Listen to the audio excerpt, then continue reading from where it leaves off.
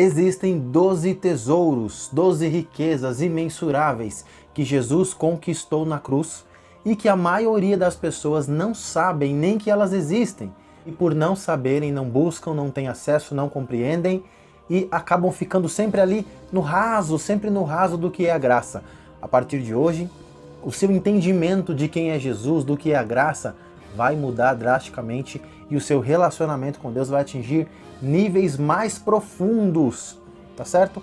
Vamos lá então, os 12 tesouros da graça. Fica comigo aí. O primeiro tesouro é o mais comentado, é o mais falado, né? Que é o perdão dos pecados.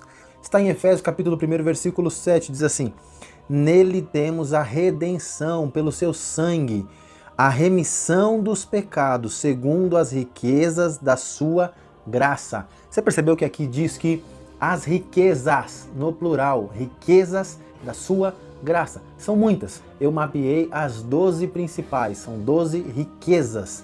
É realmente um grande tesouro. O primeiro deles é que na cruz de Cristo nós temos a redenção dos nossos pecados. Por que isso é importante?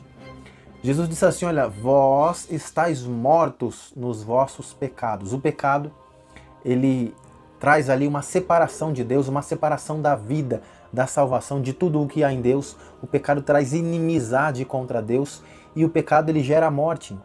Ele gera o vazio dentro de nós, que é a distância de Deus, né?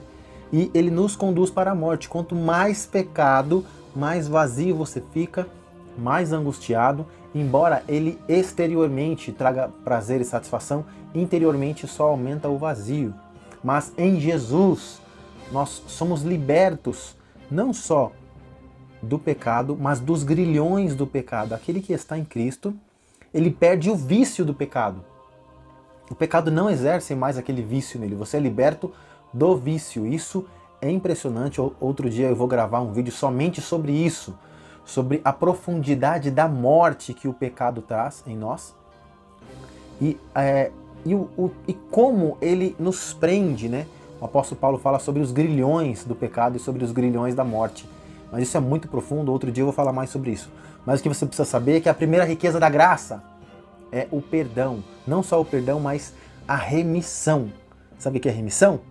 É que o pecado ele só é pago com a morte. O salário do pecado é a morte. Então, para haver a remissão, alguém tem que morrer, alguém tem que derramar o sangue. No Antigo Testamento era o sangue de bodes e de ovelhas, certo? Mas ele só pagava ali parcialmente, né, os pecados. Então era necessário que sempre se matassem mais e mais animais, mas Jesus nos remiu por completo, um sacrifício santo, perfeito e agradável a Deus, certo? Isso é muito profundo, merece outro vídeo.